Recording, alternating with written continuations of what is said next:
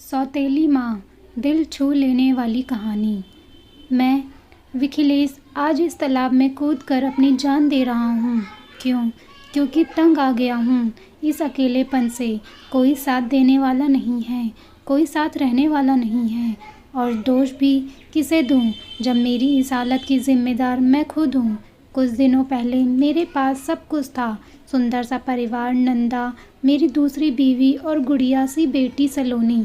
सलोनी मेरे कलेजे का टुकड़ा था। वह 5 साल की थी तभी उसकी माँ लक्ष्मी चल बसी थी। छोटी सी उस बच्ची को मैंने कभी माँ की कमी महसूस नहीं होने दी थी। मैं अपनी बेटी की परवरिश अच्छे से कर रहा था, लेकिन मेरी सेहत का कहना था माँ आखिर माँ होती है। सलोनी को माँ की ज़रूरत है और इसलिए मुझे दूसरी शादी कर लेनी चाहिए। लेकिन मैंने नौजवानों के लिए तैयार नहीं किया था। सौतेली माँ सौतेली ही है।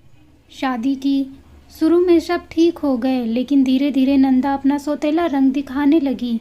ऑफिस से घर आकर सलोनी के साथ की आदत थी। उसे गोदी में मुझे जो अनुमान मिलता है वह अकल्पनीय था। लाइट 8 महीने पहले की बात है। मैं जब ऑफिस से घर आया तो सलोनी के पास गया, तब अचानक नंदा ने चिल्लाकर सलोनी को उठा लिया।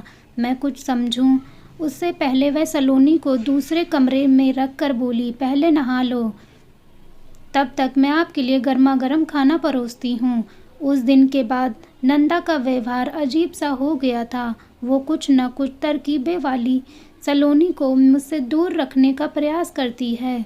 कुछ कहने जाओ तो वर्तमान स्थितियाँ लेकर मेरे सामने सलाहों का पिटारा खोल देती है। फिजूल के बाद मेरे गले में बात नहीं उठती थी, क्योंकि मैं जान गया था कि नंदा मुझसे मेरी बेटी को दूर करना चाहती है। मैंने भी नंदा का करस्तानिया का मुंह तोड़ जवाब देने की ठान ली। अब मैं उसकी एक बात नहीं मानता। सलोनी के साथ खूब खेलता। मैं अपनी बेटी को वैच्छिक की खुशियाँ देना चाहता था। वह भी खुश थी, लेकिन अचानक हमारी खुशियों को मानो किसी की नज़र लग गई। एक दिन सलोनी की तबीयत खराब हो गई। मेरी सांसों में बसी सलोनी को सांस लेने में तकलीफ होने लगी। मैं डर गया, मेरा सलब दिमाग हो गया। मैं फ़ौरन सलोनी को अस्पताल ले गया। लेकिन ये क्या, उस दिन मेरी बेटी जो अस्पताल में गई थी, डॉक्टर न मुझे उससे मिलने देंगे न उससे बात करने देंगे। मानो सबका व्यवहार नंदा सौतेला हो गया था। 2 दिन बाद नंदा की भी हालत बिगड़ गई तो उसे भी अस्पताल में लाना पड़ा। लेकिन मुझे नंदा से ज़्यादा फिक्र अपनी बेटी सलोनी की थी।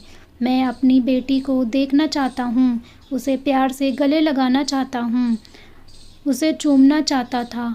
लेकिन कोई तो कहता है कि वह कहाँ है, किस हालत में है। बस एक दिन डॉक्टर मेरे हाथ में आया और 2 पेपर थमा दिया और बोले, और ये तुम्हारी बीवी का।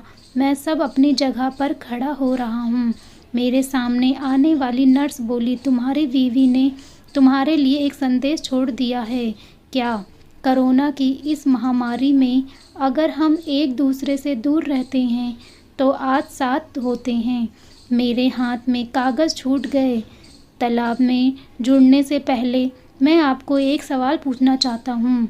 आप ही कहिए, कौन बुरा था, मैं या सलोनी की सौतेली माँ? दोस्तों, अगर आपको आज की हमारी कहानी पसंद आई तो लाइक, कमेंट, शेयर कर दीजिएगा और हमारे चैनल को सब्सक्राइब कर दीजिएगा। धन्यवाद।